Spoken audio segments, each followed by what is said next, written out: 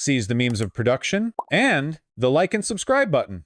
You think that gender and sexuality and your neurological state are as empirically determinable as the presence or not presence of red receptive cones in your eyeballs?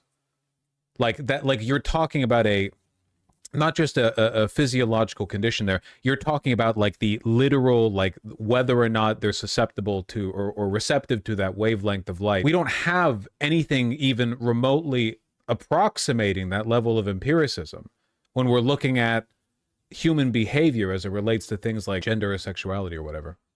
Is gender dysphoria empirically presentable? No. That's also a diagnostic criteria thing. I just don't understand the desire to essentialize everything. It doesn't make it any more legitimate. You know what the Nazis do when they find an essentialized, empirical, verifiable gene in your brain that makes you trans? They find the people with it and they put them in the camp. Trust me, it's not liberating. It is, it's not, you're not, it's all a very plastic system. It doesn't mean that it's illegitimate. Am I cognizant? I genuinely just don't think you've thought about it that much. Over-medicalization of everything actually prevents people from getting the care they need. It doesn't help them get it. Yeah, 100%. Absolutely. If you believe ADHD is environmental, then conservatives can ban ADHD medication. How does that follow? They can ban it if they want. What does that have to do with it being environmentally determinable? What's the relationship there? He's saying they have a better argument. How? Also, yeah, conservatives are already essentialists. They're like you. They already think that everything is just caused by the way that you are. They don't believe in like the social model of psychology. You think conservatives have read Foucault? People think if it's socially determined that it's fake. You think that. I don't think that. But also you're doing the gay gene argument. Like, well, no one will respect homosexuals if they think that you can be gay because of social influence, you know? You have to, don't fall for the bait and start buying into the essentialist argument from the other perspective, where you're like, well, okay, I agree with you that the only way a thing can be valid is it for it to be genetically determinable. And now we're going to argue on that. I don't think I'm gay because of social influence. I don't know who you are. I can't make that. I can't say that either way. I don't even know if you're gay. You could be faking. You haven't shown me your 3andMe. How am I supposed to know if you're gay? I guess I can't speak for others, but it does feel weird to think that some people's homosexuality is socially determined. Everything is socially determined. What do you mean? It's all like social expression. There's no, for one, there's no way to know. It's all nature nurture bullshit. But also, like, at the same time, like, we're all susceptible to those influences. I don't think being attracted to men as a man is. Didn't earlier you say you don't think things become less legitimate if they're environmentally influenced, but now here you are arguing that you think it's weird to imagine that gay people might be gay because of social influence? Was I not correct in prescribing to you your belief that social influence delegitimizes a state of being? I said people will think that. Yeah, I'm saying you think that. I do not believe that. I think you do. I'm curious, could this reinforce the right's narrative about not letting gay people adopt or having gay children socializing with depressed straight people? Yeah, it could. But like, that will always be their argument. They will always, like, the argument from conservatives essentially is that if you are gay or trans, it's because you were molested as a child. But they're believing that is like a superposition. They'll make that argument if it benefits them. If not, they'll say it was something else. At the end of the day, they just hate you, which is why I think that like you have to refute the argument not by engaging with it at its level. Well, let's analyze like how many gay people were molested as children. Like what the fuck, like, you know, like getting at it through that, you know, like you're trying to figure out math on it or something, and then account for all the control variables. I think you have to just put your feet down and say like, you know, I reject the dynamic altogether. It's all just like a hazy, socially reinforced blur. I'm reminded there was I think a trans girl who killed herself after making a social media post on Twitter sometime over the weekend. I didn't look too much into it, but there was a who quote tweeted her, or her last post, I mean, and then was, you know, just gloating that the trans girl was dead, and obviously this incited a lot of backlash on account of that being inhuman behavior. And it turns out the who was gloating over the dead trans girl was themselves a fat, brown-skinned, stupid little teen with suicidal ideation themselves. Like there was some old post, and they were like, but not trans, not trans, doing the same. Right, exactly. But like it's the thing where like if you're suicidal as a trans person, it's because, you know, being trans is a contagion and unnatural and mentally ill, blah blah blah blah. But if a is mentally ill, it's because of the Jews, right? Past a point, you can't fall for the bait on their when they project their misery onto the world. You can't engage with them at that level, you know? If I recall, they said, I don't think life will be worth living beyond my teen years. The said that, not the trans girl. Yeah. I'm on the fence here, but let me steelman the counter argument. If a lot of these things are more nurture than nature and changes in behavior and socialization, it legitimizes conversion therapy to normalize people out of things perceived as deviant. A few problems. Oh, wait, hold on. Since conversion therapy doesn't work, we have to assume it's more innate than socialized. For one, it's not like a solid line 50-50, 70-30, whatever. For two, conversion therapy doesn't not work because it's mostly innate. It doesn't work because it doesn't work. You can't force a person out of socialized behavior. For example, and I've posed this example before, what sports team you're a fan of, totally socially determined. Anyone gonna argue if you're into the Kings, the Dodgers, the, you know, whatever, that's genetic? No, it's like, well, whatever your team is in your city if you're into sports, right? But what kind of conversion therapy would you need to be subjected to make you no longer like that sports team and like a different one? Can't do it, right?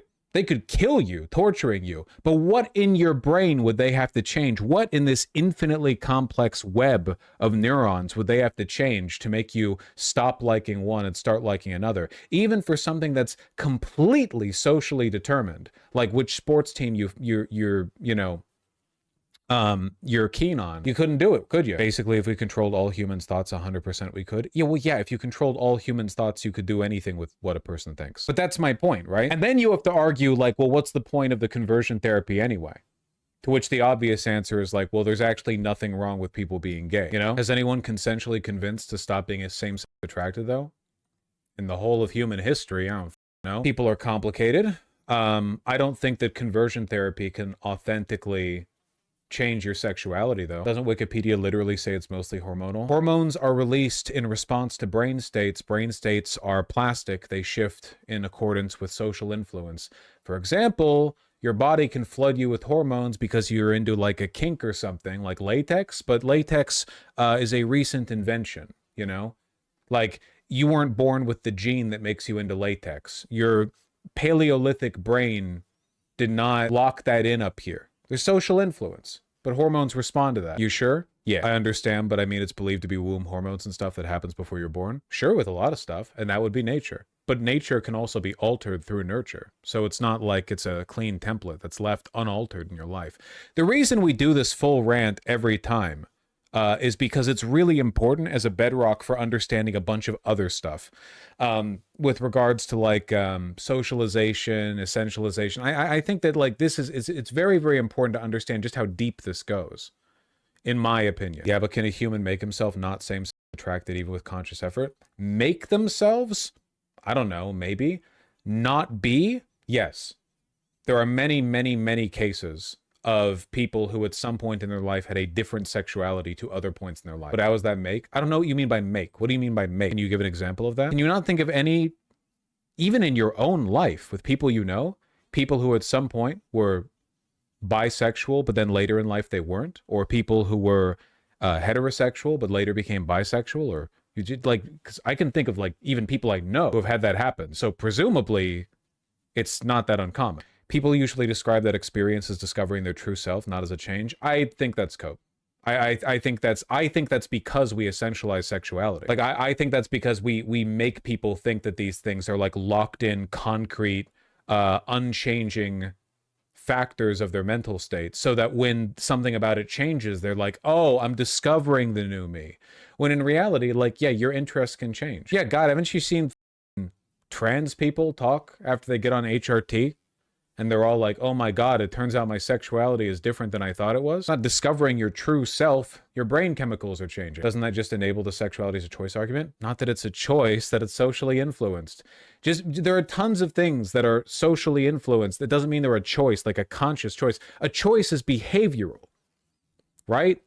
You choose whether to go on a walk or stay indoors. You choose whether to DoorDash or make something out of beans and rice, okay? What kind of person you become may end up being an aggregate, like a combination of your individual choices, but that doesn't mean that you chose to be those people.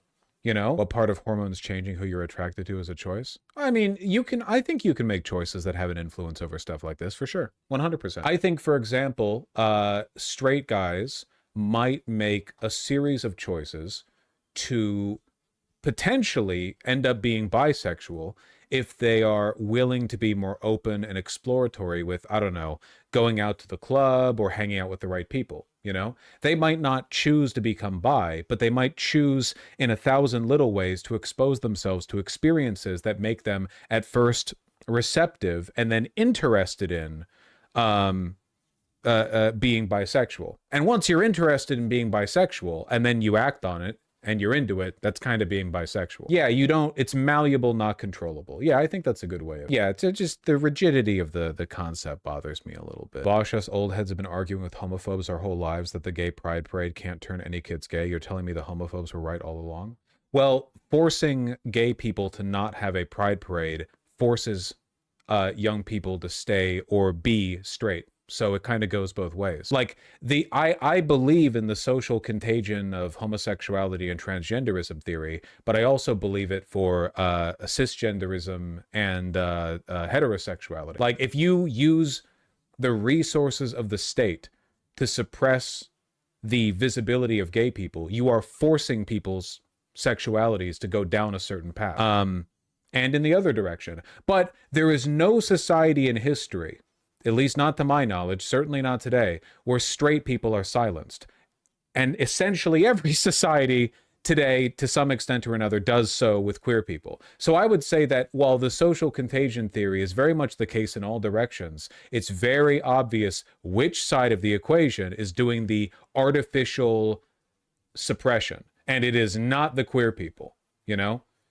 It is, in fact, the straights and the cisgenders who are grooming. Curious about your take on asexuality? Hey, listen, me too, okay? I'll get back to you on my opinions on asexuality the next time I hear a divergent definition of it on social media. But if they're right, can't they then say that heterosexuality is better for producing children? You're already buying into the idea that, at this point, that the state should be able to torture and suppress people in order to produce more children. I mean, at that point, you might as well say, like, well, then, logically, shouldn't the state be able to, like, kidnap women and set them up for breeding farms and have them like raped over and over? Because like, doesn't that then when you say that women can produce children even if they don't consent to the that produces the kid, aren't you conceding to the conservatives that breeding farms are a viable way of addressing the birth rate crisis? No. Listen, the problem with conversion therapy fundamentally is that you're torturing people for no reason, okay? Like, you can't, like, well, okay, well, what if, like, don't straight people have more babies? First of all, maybe. But second of all, like, for one, they're not anymore, basically. For two, half of all gay people are trans now because of wokeness. So who knows who's having kids? The issue clearly isn't too many gay people. The issue is no one wants to have kids because of video games and phones. And also, it just doesn't follow that like you should like engage in this maximalist like torture. Like conversion therapy doesn't even work. You know? I don't know. Look, the birth rates are going down in Saudi Arabia and Iran too, okay? It's not the prominence of gay people making the difference.